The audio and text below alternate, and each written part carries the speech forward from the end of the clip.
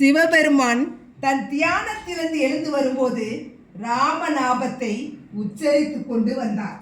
பார்வதி தேவி எம்பெருமானை பார்த்து கேட்டார், சுவாமி, நீரே எல்லோருக்கும் மேலான கடவுள். அப்படி இருக்க நீர் ஏன் இன்னொரு கடவுளின் பெயரை சொல்கிறீர்?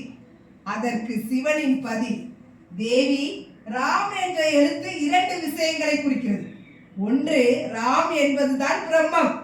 இரண்டாவது, அது விஷ்ணுவின் அவதாரமான ஒரு இளவரசரை குறிக்கிறது.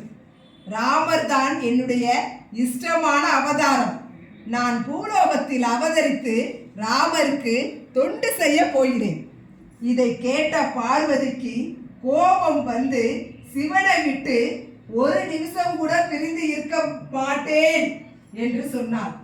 அதற்கு சிவன் சொன்னார், தேவி, கவலை வேண்டாம்.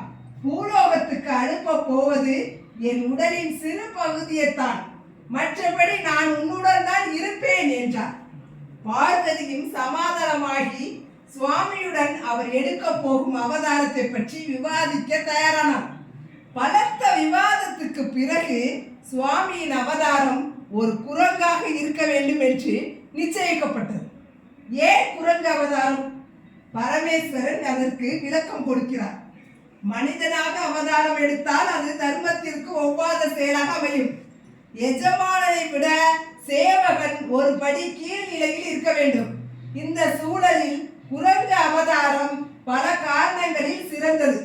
குரங்குக்கு விசேஷமான தேவைகள் கிடையாது, நிறைய சேவகம் செய்ய வாய்ப்பு உண்டு என்றார்.